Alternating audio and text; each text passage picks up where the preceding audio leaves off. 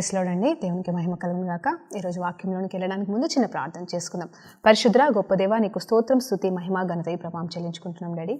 మరి సమయంలో ప్రభా నా తండ్రి, ఈరోజు మీరు మాకు ఇచ్చిన వాక్యాంశము నేను హబక్కులో గ్రంథంలోకి వెళ్ళి ప్రభా తండ్రి కొన్ని సత్యాలు నేర్చుకుంటుండగా, అవును ఏ రీతిగా హబక్కు గారు మరి విశ్వాసముతో తను ప్రార్థించగలిగారో నాయన, నీ వైపు చూడగలిగారో అలాంటి విశ్వాసపు ప్రార్థన మాకు కూడా దయచేయమని వేడుకుంటూ నజరేయుడైన యేసు ప్రభు నామంలో ఈ సమయం అంతటిని నీకు అప్పచెప్తుండగా పరిశుద్ధాత్మదేవ నా నోటికిని అలాగే వింటున్న బిడ్డల చెవులకి తోడుగా ఉండమని యేసయ్య నామములో ప్రార్థన అంతా వేడుకుంటూ పొందుకుంటున్నాం తండ్రి, ఆమేన్. ప్రైజ్ లార్డ్ అండి. దేవునికి మహిమ కలుగును గాక. మరి ఈరోజు దేవాది దేవుడు మనకి ఇస్తున్న వాక్యాంశము హబక్కు గ్రంథం అండి. హల్లెలూయా. మరి అది అది పాత నిబంధనలోని మరి ఒక చిన్న ప్రవక్త గ్రంథం అండి. హల్లెలూయా. మరి ప్రవక్తల గ్రంథాలు ఉన్నాయి. ఆ ప్రవక్త గ్రంథాలు కొన్ని ఉంటుండగా అందులో చిన్న ప్రవక్తగా పిలువబడుతున్న హబక్కు గారు మరి రాసిన గ్రంథంలోకి వెళ్ళి కొన్ని సత్యాలు ఈరోజు మనము ధ్యానించాలని నేను ఇష్టపడుతున్నానండి. అవును, ఈ అధ్యాయాలు ఎన్ని ఉన్నాయంటే కేవలం 3 అధ్యాయాలు ఉన్నాయండి. కేవలం అంటే మరి ఈ పుస్తకంలో అంటే ఈ హబక్కు అనే గ్రంథంలో కేవలం 3 అధ్యాయాలు ఉన్నాయి. ఆ అధ్యాయాలలో ఎలాంటి సంబంధం అనేది మరి హబక్కు గారికి దేవుడికి ఎలాంటి సంబంధం ఉన్నది అనేది క్లియర్గా రాయబడుతుందండి. మరి నేను అనుకున్నాను మరి ఇక్కడ దర్శనపూర్వకంగా రాయబడిన కొన్ని మాటలు ఉన్నాయి, మరి అలాగే ప్రశ్నపూర్వకమైన కొన్ని సందర్భాలు ఉన్నాయి. మరి దేవాది దేవుడు డైరెక్ట్గానో మరి దర్శనపూర్వకంగానో మరి హబక్కు గారితో మాట్లాడుతున్నాడు. అంత మాత్రమే కాదు, మరి అంతంలో మరి ఆ చివరి 3 అధ్యాయం చూసినప్పుడు హబక్కు గారు ఏ రీతిగా బలపరచబడ్డారు, అది ముఖ్యంగా విశ్వాసంలో, హల్లెలూయా, మరి విశ్వాసంలో ఏ రీతిగా బలము పొందుకున్నారు అనే సత్యాలు మరి క్లియర్గా ఈ 3 అధ్యాయాలండి. హల్లెలూయా. చాలా చక్కటి గ్రంథము. మరేమో విశ్వాసంలో కూడా ఒక్కొక్కసారి పడిపోతూ ఉంటాము. మరి ఎన్నో కష్టాలు, వేదనలు, శ్రమలు, ఇబ్బందులు కూడా మనం వెళ్తున్నాము. మరి రీసెంట్గా చూస్తే కేరళ దేశం గురించి, మరి కేరళ రాష్ట్రంలో జరిగిన సంఘటన చూసినప్పుడు నేను కూడా చాలా బాధపడ్డాను. మరి అందరము బాధపడుతున్నాం అలా ఎలా రిస్టోర్ అయిపోతుందని. కానీ దేవాది దేవుడి కృప చొప్పున అందరూ కూడా మరి అయిపోయిందని చెప్పేసి మరి ముందుకు సాగుతున్నారండి. ఎవరు వారి ప్రయాణాన్ని ఆపట్లేదు, వాళ్ళ జీవిత విధానాన్ని ఆగిపోవట్లేదు. కానీ ఇంకా ముందుకు సాగాలి, దేవుడిచ్చిన ఈ పునర్జన్మని కాపాడుకోవాలని చెప్పేసి అందరూ ముందుకు వెళ్తున్నారు. మరి ఎన్నో సంఘాలు కూల్చబడ్డాయి, ఎన్నో మరి మత సంబంధమైన మరి అక్కడ ఉన్న సంఘాలు కూడా మరి కూల్చబడ్డాయి. కాబట్టి మరి వాటిని పునర్నిర్మాణం కోసం కూడా వాళ్ళు పాకలాడుతున్నారు. అయ్యో దేవుడు మాకు అన్యాయం చేశాడే, మేము ప్రార్థన చేస్తున్నామే, మరి దేవుడు ఎక్కడున్నాడని చెప్పేసి వాళ్ళు వెనుదిరగట్లేదు సరిగదా. కానీ ముందుకెళ్తూ మరి నిజమే ఏమున్నను లేకపోయినను పర్వాలేదని హబక్కు 3 అధ్యాయంలో చెప్పినట్టుగానే మరి వారు ముందుకు సాగుతూ విశ్వాసంలో ఇంకా ప్రార్థనగా మరి వాళ్ళు ఎదుగుతున్నారండి. మరి ఇది కేవలం పర్సిక్యూషన్ అనేది మనుషుల ద్వారా వచ్చినది కాదు, కానీ ఈ శ్రమ శోధనలు అనేవి దేవుడు అంత్యకాలంలో వస్తున్నప్పుడు మరి మనము జాగ్రత్తగా ఉండాలి. మరి దేవుని రాకడకి ఇవి గుర్తులని చెప్పేసి వారు నమ్ముతూ మరి దేవుని నామంలో ముందుకు సాగుతున్నారండి. అలాగనే మన జీవితంలో కూడా మరి ఎన్నో కష్టాలు, ఇబ్బందులు, ఇరుకులు వస్తున్నాయి. ఈరోజు నువ్వు సేవకుడు అయితే మరి ఈరోజు నేను పొద్దున ఈ ఉదయకాల సమయంలో ఒక సేవకుడిని కలిశానండి. మరి అతను ఎలా మాట్లాడుతున్నాడు అంటే ఏమంటున్నాడు అంటే తన బాధని వ్యక్తపరుస్తున్నాడు. సిస్టర్, సంఘంలో వాళ్ళందరూ వెళ్ళిపోతున్నారు, మరి వేరే సంఘాల మూలంగా నా సంఘస్థులందరూ వెళ్ళిపోతున్నారు, మరి నేను ఏం చేయగలను ఇప్పుడు? మరి సమస్య నాదైతే మరి నేను ఎలా సరి తీసుకోవాలి, మరి వేరే వాళ్ళదైతే నేను ఎలా సరి చేసుకోవాలి? వాళ్ళని కూర్చోబెట్టి అడుగుతున్నాను, నాదేమన్నా తప్పుందా, లేకపోతే నేనేమన్నా చెయ్యాలా, మరి ఏంటి అని అడుగుతున్నప్పుడు వారి దగ్గర జవాబు లేదు. కానీ వారు మాత్రం సంఘాన్ని విడిచి వెళ్ళిపోతున్నారు అని చెప్తున్నారు. మరి ఇలాంటి సందర్భంలో చూసినప్పుడు నిజమే, మరి తను ఒక సేవకుడుగా ఉన్నాడు, సంఘానికి సమర్పించుకున్నాడు, యవ్వనస్తుడై ఉన్నాడు. మరి తనైతే కంప్లీట్గా దేవుని సేవకి సమర్పించుకున్న ఆ బిడ్డ మరి తన సంఘంలో వాళ్ళంతా బయటికి వెళ్ళిపోతూ ఉంటే మరి కారణం ఏదైనా, హల్లెలూయా, నేను కారణం ఆ బిడ్డ అని చెప్పట్లేదు, కారణం ఇంకొక వ్యక్తి నేను చెప్పట్లేదు. కానీ అక్కడ ఎవరైనా సంఘము చిన్నగా అయిపోతుంది కాబట్టి మరి ఆ బిడ్డకి బాధ ఉంటుంది కదండి, ఖచ్చితంగా వేదన ఉంటుంది. ఏమైపోతుంది నాయన అని చెప్పేసి అన్నప్పుడు నాకు నిజంగా నేను ఈరోజు మరి సిద్ధపడి వచ్చినాను, ఈ వాక్యం చెప్పడానికి సిద్ధపడి వస్తున్నా. ఈ వాక్యమే నాకు జ్ఞాపకం చేశాడు దేవాది దేవుడు. అవును, ఏమున్నను లేకపోయినను, మరి ఇక్కడ పశువుల శాలలో పశువులు ఉన్నను లేకపోయినా, అవును నా సంఘములో మనుషులు ఉన్నను లేకపోయినా, అవును సేవకుడా ఈరోజు నీతో మాట్లాడుతున్నాను. ఇదిగో నీ మూలంగా నీ సంఘము కూలిపోతే, నీ సంఘంలో ఉన్న నీ గొర్రెలు వెళ్ళిపోతే అది నువ్వే కారణం. కాబట్టి దేవుడు నేను శిక్షిస్తాడు, లేకపోతే దేవుడు నీకు జవాబు ఇవ్వమని అడుగుతాడు. కానీ ఒకవేళ నీ ప్రమేయం లేకుండా, నీ ఇష్టం లేకుండా వారే వేరే మార్గాన్ని వెతుక్కుంటూ వెళ్ళిపోతున్నారా, దానికి కారణం నువ్వు కాదని దేవాది దేవుడు ఈరోజు మిమ్మల్ని బలపరుస్తున్నాడు. మరి ఎందుకు ఈరోజు ఈ విషయం నేను చెప్పాలని అయితే అనుకోలేదు, కానీ ఆత్మదేవుడు నాకు మరి ఇది జ్ఞాపకం చేస్తుండగా నేను మాట్లాడుతున్నానండి. మరి ఈరోజు అంశంలోనికి వెళ్దామండి. Praise the Lord. మన అంశంలోనికి వెళ్తుండగా మరి హబక్కు గారు ఎవరు అనేది చూస్తే అసలు హబక్కు అనే పేరుకు అర్థం అనేది ఏంటి అనేది చూస్తే మరి హబక్కు అంటే టు ఎంబ్రేజ్ అంట. మరి దేవుణ్ణి హత్తుకున్నవాడు, టు హగ్ అని ఇంగ్లీష్లో చెప్తున్నారు. అంటే దేవునికి దగ్గరగా ఉన్నవాడు, దేవుణ్ణి కంప్లీట్గా హత్తుకున్నవాడు. చూడండి హబక్కు అనగానే అంటే ఒక హుక్కును ఎలా అయితే మనం ఇట్లా పట్టుకుంటామో ఆ రీతిగా మరి పేరులో కూడా కరెక్ట్గా ఆ మీనింగ్ వచ్చిందండి. అందుని బట్టి దేవునికి మహిమ కలుగును గాక. మరి ఈయన ఒక చిన్న ప్రవక్తగా పిలువబడుతుంది. ఎందుకంటే ఆయన మనిషి చిన్నవాడు కాదండి. ప్రవక్తలు ఎవరు చిన్న పెద్ద అని ఉండరు, కానీ మరి దేవాది దేవుడు వారిని ఎక్కువగా వాడుకోవడం కానీ లేకపోతే గ్రంథాల్లో మన పరిశుద్ధ బైబిల్ గ్రంథంలో మరి చిన్న అధ్యాయాలు రాయడం వలనో లేకపోతే ఎక్కువ విషయాలు రాయడం వలన కానీ మరి ఆ చిన్న ప్రవక్త పెద్ద ప్రవక్త అనే కాలాలని బట్టి కూడా మరి కొన్ని సందర్భంలో వారు ఎంతకాలం ఉన్నారు, ఎన్ని రోజులు మరి ప్రవచించారు అనే దాన్ని బట్టి కూడా మరి చూస్తే మరి అలా చిన్న ప్రవక్తలుగా పెద్ద ప్రవక్తలుగా మరి బైబిల్లో డివైడ్ చేయబడింది. అందులో మరి ఎనిమిదో ప్రవక్తతో కూడిన మరి ఈ గ్రంథం గురించి మనం మాట్లాడుకుంటుండగా మరి ఎలా ఆరంభించబడుతుంది అంటే అది ఒక దర్శనపూర్వకంగా మరి అక్కడ రాయబడుతుంది, ఆరంభించబడుతుంది. 1వ అధ్యాయము 1వ వచనంలో చూసినప్పుడు అక్కడ మొట్టమొదటిగా మరి హబక్కు గారు ప్రశ్నిస్తున్నాడు. హల్లెలూయా, ఇదండి నేను చెప్పాలనుకుంటుంది.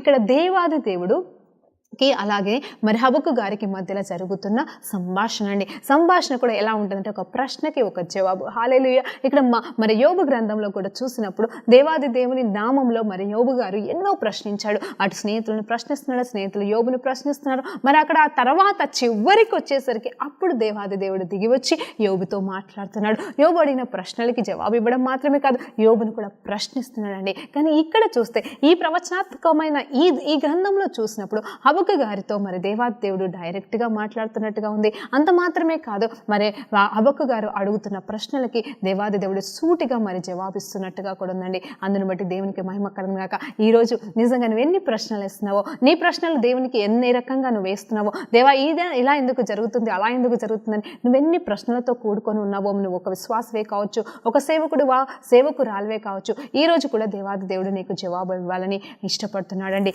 హల్లెలూయా, దేవునికి మహిమ కలుగును గాక. మరి అక్కడ హబక్కు గారు ఏమంటున్నారు అంటే, అయ్యా దేవా, ఇదిగో చూడు ఎలాంటి పరిస్థితిలో ఉన్నాము, ఇదిగో ఈ దేశము, ఒక దేశం గురించి అడుగుతున్నాడండి, తన గురించి అడగట్లేదు. జాగ్రత్తగా ఒక ప్రవక్తగా తను చేయాల్సిన బాధ్యత, తనకున్న బాధ్యత ఏంటో ఎరిగి ఏమంటున్నాడంటే, తను బాధపడుతూ కృంగిపోయి పరిస్థితిని బట్టి ఆ చుట్టూ జరుగుతున్న అంటే తను ఉన్న పరిస్థితులను బట్టి అంటే తన చుట్టుపక్కల ఉన్న సంఘటనలను బట్టి తన రాజ్యంలో జరుగుతున్న సిచ్యువేషన్స్ని బట్టి బాధపడుతూ, అయ్యా ఇలా జరుగుతుంది నాయన, ఈ రాష్ట్రం అంటే ఈ దేశము మరి ఈ జనాంగము ఇలా మరి కుప్పగూలిపోతున్నారయ్యా, ఇదిగో శత్రువు చేతుల పట్టబడుతున్నారయ్యా, నువ్వేం చేస్తున్నావు నాయన, మరి నువ్వు న్యాయం చేసే దేవుడవు కదా అని చెప్పేసి మొట్టమొదటిగా ప్రశ్నించినప్పుడు అప్పుడు దేవాది దేవుడు జోక్యం కల్పించుకుని వెంటనే జవాబిస్తున్నాడు. మరి 1 నుండి 4 వచనం వరకు ప్రశ్నపూర్వకమైన హబక్కు ప్రశ్నలకి మరి యేసు ప్రభు అంటే తండ్రి అయిన దేవాది దేవుడు మరి 5వ వచనం నుండి జవాబిస్తున్నాడు. 5వ వచనం నుండి 11వ వచనం వరకు జవాబులు ఎలా ఇస్తున్నాడు తెలుసా? మరి అవును అని చెప్పేసి చెప్పట్లేదు, కానీ ఇంతకంటే భయంకరమైన సిచ్యువేషన్ నేను తీసుకురాబోతున్నాను,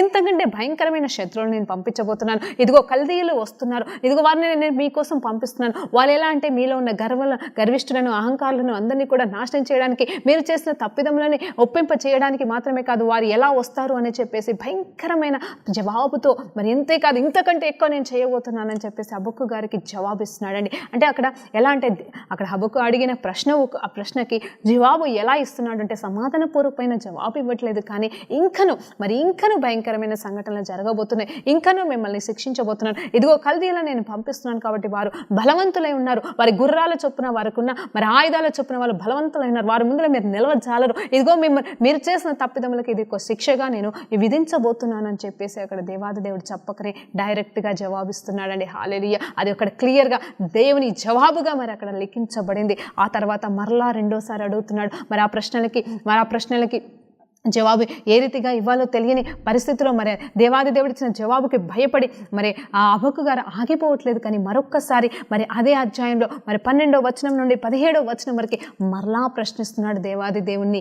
ఏమంటున్నాడు తెలుసా? అయ్యా నువ్వెంత గొప్ప దేవుడవి, నువ్వు ప్రేమ గల దేవుడవి, నువ్వు కరుణామయుడవి కదయ్యా, నువ్వు అన్యాయాన్ని సహించే దేవుడవు కాదు కదయ్యా, మరి ఎలా ఇదంతా అనుమతిస్తున్నావు నాయన అని చెప్పేసి మరొక్కసారి ప్రాధేయపడుతూ మరొక్కసారి ప్రశ్నిస్తున్నాడు. అంటే ప్రార్థన చేయట్లేదు నిజం చెప్పాలంటే, కానీ ప్రశ్నిస్తున్నాడండి. అది కూడా ఎలాంటి ప్రశ్న అంటే, ఇదిగో ముందుగానే చెప్పాను, హబక్కు అంటే హత్తుకున్నవాడంట. అంటే దేవునికి తనకున్న సంబంధాన్ని బట్టి, దేవుడికి తనకున్న అన్యోన్యతను బట్టి ఏం చెప్తున్నాడంటే ప్రశ్నిస్తున్నాడు. అది యథార్థమైన ప్రశ్న. చిన్నపిల్లలు అడిగినట్టుగానే అడుగుతున్నాడో లేకపోతే ఎలా అడుగుతున్నాడో నాకు తెలియదు, కానీ ఇక్కడ ఎందుకు చేస్తున్నావు అని అక్కడ అంటే మరి అది అహంకారపూర్వకమైన క్వశ్చన్స్ కాదు, కానీ కాకపోతే ఇక్కడ యథార్థమైన ప్రశ్నలు. అయ్యా నువ్వు ఎలాంటి వాడివి అని చెప్పేసి దేవుని గుణాలే అక్కడ జ్ఞాపకం చేస్తున్నాడు.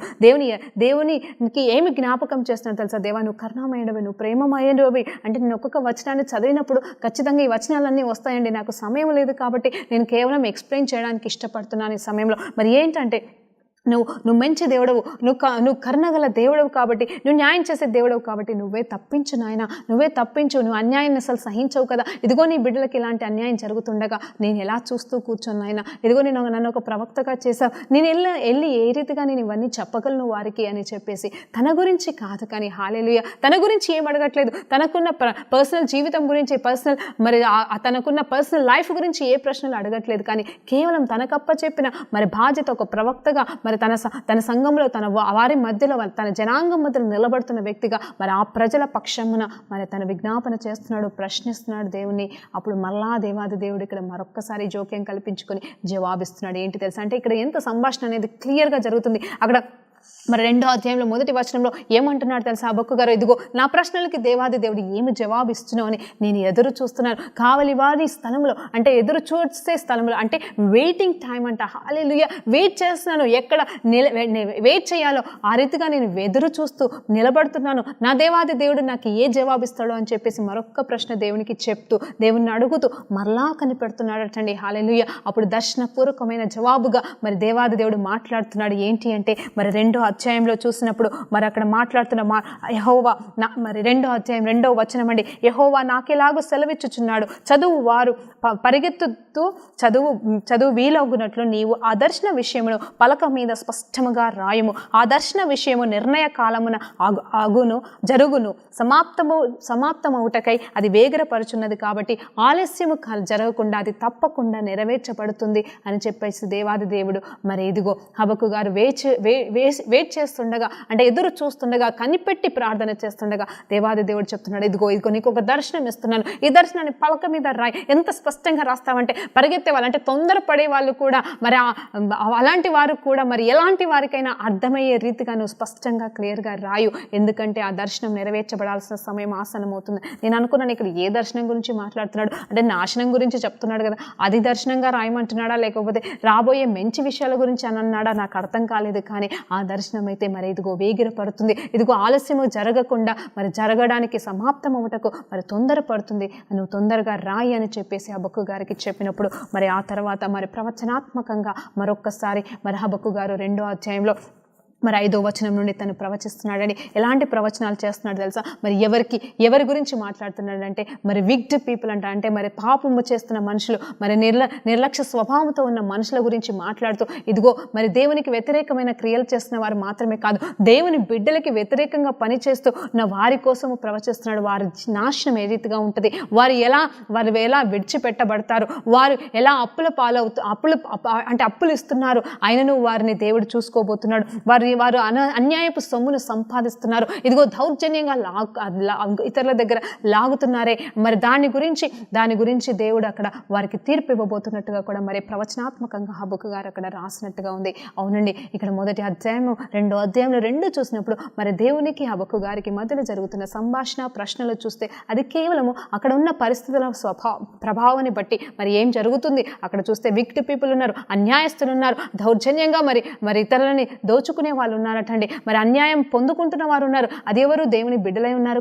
కొంతమంది దేవుని బిడ్డల్లో కూడా మరి అన్యాయిస్తున్నారు. ఇక్కడ దేవుడు క్లియర్గా మాట్లాడుతున్నాడు ఏంటి, నా వైపు తిరిగిన ఎడల మీకు నిజంగా నిత్య జీవము కలుగును మాత్రమే కాదు, కానీ ఇక్కడే మీరు మరి నీ జీవాన్ని అనుభవిస్తారు. మీకోసము నేను ఏర్పాటు చేసిన నిజమైన దర్శనము నెరవేర్చబడే కాలం కూడా వస్తున్నది. మరి సూర్యుడు గురించి, చంద్రుడు గురించి హల్లెలూయా నిజమే. మరి నేను అనుకుంటున్నాను దావీదు కీర్తనలో మరి ఆయన రాసిన కీర్తనలో కూడా మరి 18వ అధ్యాయంలో రాసిన కీర్తనలు ఇక్కడ కల్పించినట్టుగా కూడా అనిపిస్తుంది.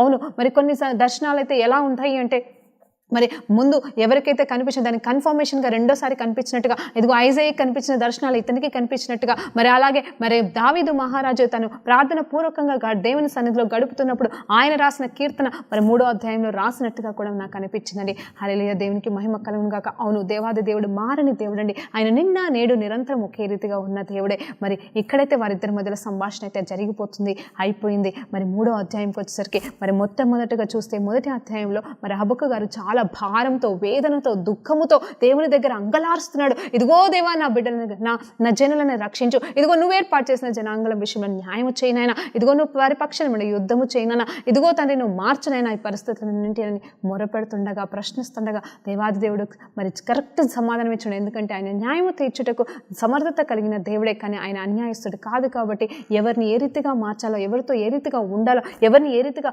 చెప్పాలో వారితో చెప్పమని చెప్పకనే చెప్పినాడండి. హల్లెలూయా. మరి ఆ తర్వాత చూసినప్పుడు నేను అనుకుంటున్నాను, అక్కడ ఏం జరుగుతుందంటే సొల్యూషన్ అయితే రావట్లేదు, కానీ కేవలం జరగబోతున్న సంఘటనల గురించి దేవుడు మాట్లాడుతున్నాడు. అక్కడ జరుగుతున్న సంఘటనల గురించి దేవుడు మాట్లాడుతున్నాడు, కానీ సొల్యూషన్ అయితే రాలేదండి. ఒక్కసారి జ్ఞాపకం చేసుకోండి, అర్థం చేసుకోండి. మీరు నిజంగా సేవకురాళ్ళు అయితే మీరు ఎన్నోసార్లు ఈ హబక్కు గ్రంథంని మరి ఖచ్చితంగా మీరు ధ్యానించి ఉంటారు, మరి ఎన్నోసార్లు వినే ఉంటారు. ఇప్పుడు మీకు ఈ సమయం ఇస్తే నాకంటే మంచిగా మీరు చెప్తారేమో, కానీ ఆత్మదేవునికి ఈరోజు సమర్పిస్తుండగా దేవుడు మరితో ఏం మాట్లాడబోతున్నాడో విందామండి. మరి ఇక్కడ చూస్తే అక్కడ సొల్యూషన్ రాలేదు. అయినను హబక్కు గారు మరి 3వ అధ్యాయంలో ఒక ప్రార్థన పూర్వకమైన ఒక పాట రాస్తున్నట్టుగా మనకి తెలుసండి. అవును, అది ఎలాంటి పాట అనేది చూస్తే కూడా, ఎలా దేవుని స్తుతిస్తున్నాడు అనేది చూస్తే కూడా మరి అసలు ఎక్కడ ఏమీ జరగలేదు. హల్లెలూయా. ఈ సమయంలో ఒకసారి హన్నాను జ్ఞాపకం చేసుకుందామండి. హన్నా ఎవరంటే మరి మొదటి సామ్యుల గ్రంథంలో ఉన్న హన్నా గురించి, మరి సామ్యుల్ గారి తల్లిగారైన హన్నా గురించి మనం జ్ఞాపకం చేసుకుంటే ఆమె కూడా మరి కొన్ని సంవత్సరాల పాటు హల్లెలూయా ఆమె దేవుని సన్నిధిలో మూలపెడుతుంది, దేవుని దగ్గరికి వచ్చి అడుగుతుంది. ప్రతి మరి ఆ సమయంలో అంటే ఆ పండగ కాలంలో వచ్చి దేవుని సన్నిధిలో మొరపెడుతుండగా మరి అక్కడ ఏలీ అనే వ్యక్తి కూడా, ప్రవక్త కూడా చూస్తూ ఉన్నాడు, అక్కడ ఉన్న యాజకుడు చూస్తున్నాడు. మరి ఆ రోజు మరి ఆ చివరి దినమున అంటే దేవుడు దర్శిస్తున్న సమయంలో, ఆ జవాబు పొందుకుంటున్న సమయంలో అయితే మరి అక్కడ వచ్చి ఏలీ అంటున్నాడు, ఏంటమ్మా నువ్వు తాగి ఏడుస్తున్నావా ఏంటంటే, లేదయ్యా నేను తాగి ఏడ్చట్లేదు, నా హృదయాన్ని కుమ్మరించుకుంటున్నాను, నాకు నా దేవునికి మరి మధ్యలో ఉన్న సంబంధం ప్రకారంగా నేను దేవుని దగ్గర నా మొర పెట్టుకుంటున్నాను, నాకు ఒక బాలుడు కావాలని నేను అడుగుతున్నాను అని చెప్పేసి చెప్తున్నప్పుడు అప్పుడు ఏలీ గారు అంటారు, ఇదిగో నీ పరలోకమున్న తండ్రి నీకు జవాబు ఇస్తున్నాడు, నీగో సమాధానంగా ఉండి వెళ్ళిపో అని చెప్పినప్పుడు నిజంగా చెప్పాలంటే అక్కడ ఏలీ గారు మాట్లాడండి, దేవుడు దర్శించలేదు, దేవుడు దూతని పంపించలేదు అలా అని చెప్పేసి మరి ఏ రకమైన సూచన అనేది జరగలేదు. కానీ అప్పటి వరకు మౌనంగా ఉన్న ఏలీ వచ్చి మరి ఒక ప్రవక్తగా మరి తన జీవితంలో ఒక మాట పలకంగానే, హల్లెలూయా ఒక మాట పలకంగానే వెంటనే తన శక్తిని పొందుకొని, ధైర్యాన్ని పొందుకొని, సంతోషంతో నింపబడినదై మరి సంతోషంగా తిరిగి వెళ్ళినట్టుగా, మరి ఆ తర్వాత 1 year లోపల మరి తిరిగి ఆ కుమారుని కని మరి వచ్చినట్టుగా కూడా మనం చూస్తాం. అంటే అక్కడ జవాబు లేదండి. నిజం చెప్పాలంటే అక్కడ సొల్యూషన్ అనేది రాలేదు, కానీ ఒక్క మాట, హల్లెలూయా ఒకే మాట, ఏలీ నుండి వచ్చిన ఒకే మాట, అదే మాటని తన జవాబుగా తండ్రి దేవుని దగ్గర నుండి జవాబుగా పొందుకొని, ఎందుకంటే అప్పటి వరకు తన జీవితంలో నా సైలెన్స్ బ్రేక్ అయిపోయి జవాబుగా వచ్చింది కాబట్టి దేవుడు చేస్తాడనే ఒక నిబ్బరంతో, సంతోషంతో నింపబడింది అయి మరి వెళ్ళిందండి. మరి నిజంగానే దేవుని నుండి జవాబు కుమారుణ్ణి మరి అలా సామ్యుల్ గారిని పొందుకుందండి. మరి అలాగనే ఇక్కడ హబక్కు గారి జీవితంలో చూస్తే కూడా మరి ఆ 2 అధ్యాయాలు ధ్యానించినప్పుడు అక్కడ జవాబు అనేది ఏ రీతిగా వచ్చిందంటే మాట రూపంలో, దర్శనపూర్వ రూపంలో వచ్చిందండి. దేవాది దేవుడు మాట్లాడుతున్నాడు, కానీ నిజమైన డెవలప్మెంట్స్ అనేది జరగలే. ఏ విడుదలైతే కోసమైతే మరి ఇక్కడ హబక్కు గారు ఎదురు చూస్తున్నాడో ఆ విడుదలైతే జరగలేదు. కానీ తర్వాత కూడా ప్రార్థన పూర్వకంగా పాడుతున్నాడు. ఎంత చక్కటి మాటలు పాడుతున్నాడు అంటే, ఇదిగో మరి నేను ఒకసారి మీకు 3వ అధ్యాయం 3వ వచనము చూసినప్పుడు, దేవుడు తేమానులో నుండి బయలుదేరుచున్నాడు, పరిశుద్ధ దేవుడు మరి పారాలో నుండి వేం చేయుచున్నాడు అంటే దేవుడు రాకడ గురించి మరి క్లియర్గా రెండో రాకడ గురించిన కొన్ని మాటలు, కొన్ని దర్శనాలు మరి అక్కడ ఏ రీతిగా మాట్లాడుతున్నా అంటే అవి ఒక్కొక్కసారి చూస్తే సంతోషకరంగా అనిపిస్తున్నాయి. కొన్ని వచనాలు చూసినప్పుడు భయాన్ని కూడా కలగజేస్తున్నాయట. ఆయనను మరి ఆయన స్తుతిస్తూ పాడుతున్నాడు, సంతోషంగా పాడుతున్నాడు, గంతులేస్తూ పాడుతున్నాడు. మరి ఏ రకంగా వచ్చిందంటే ఆయనకి దేవుడికి మధ్యలో ఉన్న సంబంధాన్ని బట్టి దేవుడు ఎలాంటి వాడో తను తెలుసుకున్నాడు కాబట్టి ఆ విశ్వాసమే తనలోనికి బలం తీసుకొచ్చిందండి. మరి ఇక్కడ ఇంకొక వచనం గురించి మీకు చెప్పాలని ఆశ కలిగి ఉన్నాను. ఏంటంటే 2వ అధ్యాయము 4వ వచనంలో చూసినప్పుడు అక్కడ ఏంటంటే నీతిమంతులు విశ్వాసం మూలంగా జీవిస్తారనే మాట దేవాది దేవుడు మరి తనతో మాట్లాడిన మాటని బట్టి మరి ఇక్కడ నిజమే ఆ విశ్వాసాన్ని పొందుకున్నాడేమో అని నేను నమ్ముతున్నానండి. అవును, ఇక ఈ విశ్వాసకర్త అయిన మరి దేవాది దేవుడు ఇక్కడ ఈయనకిస్తున్న వాగ్దానం ఏంటి అనేది చూస్తే విశ్వాసం గల ప్రవక్తగా ఈ బిడ్డని మార్చినట్టుగా నాకు అనిపించిందండి. అవును, మరి అప్పటి వరకు తనకు విశ్వాసం లేదంటే ఉంది కాబట్టి దేవుడి దగ్గర అడుగుతున్నాడు, నిలబడుతున్నాడు, మరి వేచి చూస్తాడు. కానీ జవాబు ఎలాగ పొందుకున్నాడు అనేది చూస్తే మరి విశ్వాసముతో జీవిస్తారు, నీతిమంతులు విశ్వాసముతోనే మరి జీవిస్తారనే వాగ్దానాన్ని మరి దేవుని దగ్గర పొందుకొని ఆ విశ్వాసంతోనే మరొక్కసారి పాటని సంతోష గానంతో పాడుతున్నాడండి. హల్లెలూయా, దేవునికి మహిమ కలుగును గాక. మరి ఆ తర్వాత మరి చివరి అధ్యాయం వరకు వెళ్ళినప్పుడు అక్కడ 16వ వచనంలో చూసినప్పుడు ఒక మాట అంటున్నాడు. ఏమంటున్నాడు అంటే, ఇదిగో దేవా నేను అంటే ఈ దర్శనపూర్వకమైన ఈ మాటలని వినినప్పుడు, ఈ జనుల మీద వచ్చుచున్న వాటిని గురించి ఆలోచించినప్పుడు నాకు భయం వేస్తుంది నాయన. ఈ శ్రమల గురించి నేను ఆలోచించినప్పుడు నా అంతరంగంలో కలవరం కలుగుతుంది నాయన. అలాగనే మరి నా పెదవులు కూడా వణుకుచున్నాయి. అంత మాత్రమే కాదు, నా ఎముకలు కుళ్ళిపోతున్నాయి నాయన. కానీ అలాగే నా కాళ్ళు కూడా మరి వణుకుచున్నవి అని చెప్పేసి 16వ అధ్యాయంలో చెప్తున్నాడు. అవును, భయంకరంగానే ఉన్నాయి దర్శన రూపమైన మాటలు, కానీ విశ్వాసంతో ధైర్యంతో మరి ఆయన మాట్లాడుతున్నాడండి. ఆ తర్వాత చూస్తే అంటే అది యథార్థత అండి. తన భయం అనేది యథార్థంగా ఒప్పుకుంటున్నాడు. అవును, ఇదంతా జరుగుతుంది, ఇప్పుడు మనం కూడా అలాగే ఉన్నాం. ఇవన్నీ చూస్తుంటే మనకు భయం వేస్తుంది. కానీ నిజం చెప్పాలంటే మనం ఆయన రెండో రాకడికి సమీపంలో ఉన్నాం కాబట్టి నిజంగా సంతోషించి ఆయనని సంతోషంగా ఎదుర్కోవాల్సిన సమయం కాబట్టి మనం నిలబడదామండి. ఆ విశ్వాసాన్ని మనం పొందుకుంటాం. మరి ఇక్కడ చూసినప్పుడు మరి చివరిగా మరి 17 నుండి 19 వచనాలు చూసినప్పుడు ఎంతో చక్కటి మాట్లాడి వీటి గురించి అయితే మనం ఎన్నో విశ్వాసపు మరి మెసేజెస్ విన్నాము, మరి ఎన్నో రాస్తూ ఉంటాము. మరి దీని గురించి మరి కొన్ని నిమిషాలు నేను మాట్లాడుతుండగా అంజూరపు చెట్టు పూయకుండాను అంటే అక్కడ అంటున్నాడు, ఇంత పరిస్థితి వచ్చినాను, ఎలాంటి పరిస్థితి ఉన్నాను, నాకు ఎలాంటి స్థితిలో నేను ఉన్నాను అని చెప్పేసి ఇక్కడ తన గురించి హల్లెలూయా మొదటంతా కూడా తన దేశ రాజ్యాల గురించి మాట్లాడుతూ ప్రార్థన చేస్తూ ప్రశ్నలకు జవాబు పొందుకుంటున్న ఈ హబక్కు గారు చివరికి తన గురించి, ఎందుకంటే ఇక్కడ అండి మనము కూడా ఎక్కడ అందరికీ చెప్తున్నామో నువ్వు సేవకుడిగా, సేవకురాలుగా, విశ్వాసిగా, మరి అంత మాత్రమే కదా ఒక ప్రవక్తగా ఇతరుల జీవితంలో మరి ప్రవచిస్తూ మరి నీ రక్షణ ఎక్కడ ఉంది, నీ విశ్వాసం ఏమైపోతుందని దేవుడు ప్రశ్నిస్తుండగా ఈరోజు ఇక్కడ ఆయన అంటున్నాడు, ఇదిగో ఏమి జరిగినను నా మట్టుకైతే నేనైతే అంజరపు చెట్లు పూయకుండాను, ద్రాక్ష చెట్లు ఫలించకపోయినను, ఒలివ చెట్లు కాపులు లేకపోయినను, చేనిలోని పైరు పంటకు రాకపోయినను, గొర్రెలో దొడ్డిలో లేకపోయినను, శాలలో పశువులు లేకపోయినను, నేను యెహోవా యందు ఆనందించదను, నా రక్షణకర్త అయిన నా దేవుని యందు నేను సంతోషించదనని చెప్పేసి మరొక్కసారి సంతోషంతో గంతులేస్తున్నాడండి. అంత మాత్రమే కాదు, ప్రభువు యెహోవా నాకు బలమును, ఆయన నా కాళ్ళను లేడి కాళ్ళ వల్ల చేయును, మరి తన ఉన్నత స్థలములపైన నన్ను మరి తను ఎక్కించును, నడిపింప చేయును అని చెప్పేసి అంటున్నాడు. హల్లెలూయా. మరి ఇక్కడ ఒక్కసారి ఆగుదామా. ఇదే మాటని ఇంకొక ఇద్దరు కూడా చెప్పారండి. ఐజయా మరి 35వ అధ్యాయము 6వ వచనంలో చూసినప్పుడు, ఇదిగో మరి కుంటివాడు మరి దుప్పి వలె గంతులు వేయనని అక్కడ మరి కీర్తన మరి ఐజయా కూడా మరి అక్కడ రాస్తున్నాడు. ఎలా అంటే మరి నువ్వు దేవుని వైపు చూసినప్పుడు, నువ్వు నీ మోకాలని బలపరుచుకున్నప్పుడు, చేతులు ఎత్తి స్తుతించినప్పుడు, నువ్వు ప్రార్థన చేసినప్పుడు, ఇదిగో నీ కుంటివాడు కూడా లేచి నడుచును, ఇదిగో ఎడారిలో సెలయేర్లుగా ప్రవహించాలని చెప్పేసి అక్కడ ప్రవచనాత్మకమైన పాటల రూపంలో మరి ఐజయా గారు అక్కడ మాట్లాడుతున్నాడండి. అంత మాత్రమే కాదు, మరి దావీదు కీర్తనలో కూడా మరి 18వ అధ్యాయంలో చూసినప్పుడు నా కాళ్ళని లేడి కాళ్ళుగా చేసి ఎత్తైన స్థలంలో నన్ను నిలబెట్టునని చెప్పేసి అక్కడ కీర్తనకారుడు మాట్లాడుతున్నాడు. ఇక్కడ అదే మాటని హబక్కు గారు కూడా మాట్లాడుతున్నాడు. ఇదిగో నా కాళ్ళని లేడి కాళ్ళుగా చేసి మరి ఎత్తైన స్థలంలో మరి నన్ను నిలబెట్టతాడు అని చెప్పేసి మాట్లాడుతున్నాడండి. హల్లెలూయా. మరి ఇక్కడ ఒక్కసారి అసలు ఆ లేడి కాళ్ళు అంటే ఏంటో మరి మనకైతే తెలుసు, మనకు ఆ విషయము తెలుసు కాబట్టి మరొకసారి మీకు జ్ఞాపకం చేస్తున్నాను. ఏంటి అంటే మరి లేడి కాళ్ళంట, హల్లెలూయా, ఆ జింక యొక్క పాదములంట. మరి అంత మాత్రమే కాదు, కొన్ని గొర్రె పిల్లలు కూడా గురించి కూడా మనం ఇక్కడ ఆలోచించవచ్చు. కొన్ని జాతులు అంటే కొన్ని దేశాలలో ఉన్న కొన్ని జాతికి సంబంధించిన గొర్రెలని కూడా మనం ఇక్కడ పోల్చుకోవచ్చండి. అవి ఎలా ఎక్కుతాయంటే మరి చెప్పాలంటే కొన్ని 4 అడుగుల నుండి 7-8 అడుగుల ఎత్తు వరకు కూడా అవి ఎగరగలగవంట.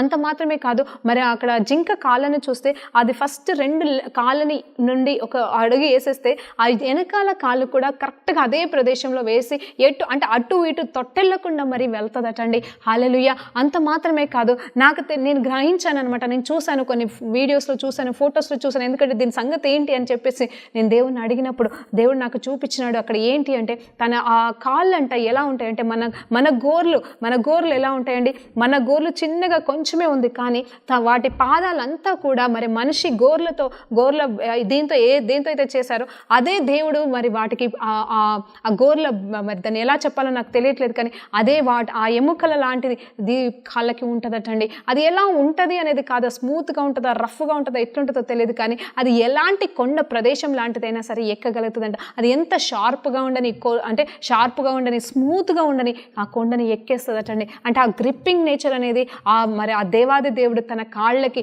చాలా చక్కగా ఇచ్చినట్టుగా మరి వాటి కాళ్ళు కూడా మరి దేవాది దేవుడు భలే అందంగా చెక్కినట్టుగా మరి అవి ఎలా పట్టుకుంటాయి అనేది చూస్తే నేను ఒకసారి చూసానండి. ఫ్లాట్ గోడని కూడా సునాయాసంగా ఎక్కగలదు. అంటే ఆ ఫ్లాట్గా ఉన్న కొండని కూడా మరి ఒక డ్యామ్ లాంటి ప్రదేశాన్ని కూడా అలా ఎక్కుకుంటూ వెళ్ళిపోతుందటండి. హల్లెలూయా. మరి అది ఎలా ఎక్కగలదు అనేది చూస్తే కేవలం తన పాదాల్లో పెట్టబడిన ఆ కూర్పండి, అంటే ఆ దేవుడు చెక్కిన విధానం అండి. మరి అది ఎందుకోసం అలా చేశాడు అనేది నాకు తెలియదు, కానీ మరి అది డీర్ అనేది నిజంగా చెప్పాలంటే చాలా బలహీనమైన పాత్ర అండి. ఆ బలహీనమైన ఆ జంతువు తను కాపాడుకోవడానికి మరి అలా స్మూత్గా ఉన్న గోడ మీదకి కూడా అలా టక్కన ఎక్కేస్తుంది అని చెప్పేసి అనేది చూశానండి. అవును, మరి కొన్ని విషయాలు చూసినప్పుడు ఇక్కడ నేను అనుకుంటున్నాను, అంటే ఇక్కడ హబక్కు గారు ఎలా కంపేర్ చేసుకుంటున్నారు 16వ వచనంలో చూస్తే, ఇక్కడ 16వ వచనంలో ఏమంటున్నాడు, నా కాళ్ళు బలహీనమైపోయాయి, వణుకుచున్నాయి అని చెప్తున్నాడు, నా ఎముకలు కుళ్ళిపోయినాయి అని చెప్తున్నాడు. కానీ అదే 19వ వచనంకి వచ్చేసరికి ఏం మాట్లాడుతున్నాడు అంటే ఆయన విశ్వాసంతో, ఎందుకంటే దేవుడిచ్చిన వాక్యము ఆ విశ్వాసముతో జీవిస్తారు అని చెప్పిన మాటతో ఆయన విశ్వాసాన్ని ధైర్యాన్ని పొందుకొని చెప్తున్న మాట ఏంటంటే, ప్రభు అయిన యెహోవా నా కాళ్ళను లేడి కాళ్ళగా చేస్తాడు. చూడండి ఎంత కంపారిజన్, అసలు ఎంత శక్తి ఒక జింక పాదాలకు ఉంటుందో, మరి ఇదిగో కుళ్ళిపోయిన ఈ ఎముకలకి వణుకుతున్న ఈ కాళ్ళకి, అంటే తన కాళ్ళకి దేవుడు ఇస్తాడు. ఎలాంటిదంటే అది డీర్తో పోల్చుకుంటున్న శక్తితో అలాంటిది ఇస్తాడని చెప్పేసి మాట్లాడుతున్నాడు. అలాగే కీర్తనకారుడు కూడా అదే మాట్లాడి ఉంటాడండి. హల్లెలూయా, దేవునికి మహిమ కలుగును గాక. ప్రకృతి మనకి నేర్పిస్తుంది అంటే ఇదేనండి, ప్రకృతి దేవుని స్వరం వింటుందండి. హల్లెలూయా. ఇదిగో అందుకోసమే దేవాది దేవుడు వారిని ఏ రీతిగా సృష్టించినను, అది జంతువులే కావచ్చు, ప్రకృతి కావచ్చు, ఆకాశమే కావచ్చు, సూర్యచంద్రులే కావచ్చు, అది ఏమైనాను ప్రకృతి అయితే నిజమే దేవుని స్వరం వింటుంది. కానీ అదే ప్రకృతి మన స్వరం కోసం కూడా ఎదురు చూస్తుంది. మనము ఏం చేయబోతున్నామో అనే దాని గురించి కూడా, దేవుని రాకడ నిమిత్తము మనం సిద్ధపడుతున్న విధానాన్ని కోసం మరి ఆతురపడి ఎదురు చూస్తుందంట. మరి మనం ఏం చేస్తున్నామో ఆ విశ్వాసాన్ని మనం పొందుకొని దేవుని కోసం ప్రవచిస్తున్నామా, దేవుని నామంలో జీవిస్తున్నామా, దేవుని లాగా నిలబడుతున్నామా, ఆ విశ్వాసాన్ని పొడగొట్టుకుంటున్నామా, సమస్యలు ఇబ్బందులు ఇరుకులు రాగానే. ఇదిగో నేను ఆల్రెడీ చెప్పాను ఈరోజు బ్రదర్ గురించి నేను అనుకుంటున్నాను, నాకు అనిపించింది ఏమో ఈ అబ్బాయి ఇంతగానం సేవ చేస్తున్నాడు, ఎన్ని సంవత్సరాలండి మరి సేవలో ఉన్నాడు, ఇప్పుడు మరి ఆ సేవ మరి సంఘంలో ఉన్న వాళ్ళని వెళ్ళిపోతున్నారు కాబట్టి ఎక్కడ ఈయన మరి ఆ సంఘానికి మూత వేసేసి వెళ్ళిపోతాడా అని అంత భయం వేసిందండి. కానీ అలా అవ్వకూడదు, ఎందుకంటే ఏమున్నాను లేకపోయినాను హల్లెలూయా నా దేవుని యందు నేను ఆనందించదనని చెప్పేసి హబక్కు చెప్పినట్టుగా నువ్వు కూడా ఆనందించు.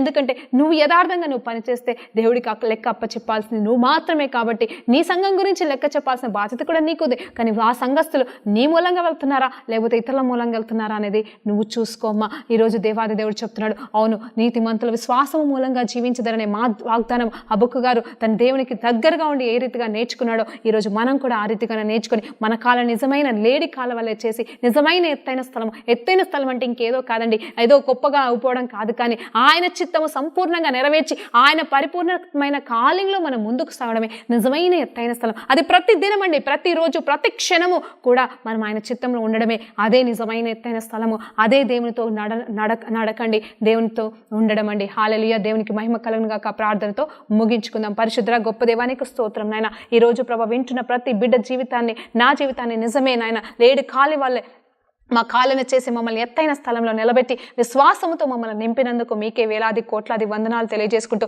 హబక్కులాగా నిత్యము నిన్ను హత్తుకునే వారిగా మమ్మల్ని జీవింపచేయమని, నీ రెండో రాకడ కోసము సిద్ధపరిచే మనసును మాకు దాయిచేయమని వేడుకుంటూ యేసయ్య నామములో ప్రార్థనతో అడిగి వేడుకుంటూ పొందుకుంటున్నాం తండ్రి, ఆమేన్. ప్రైజ్ లార్డ్ అండి.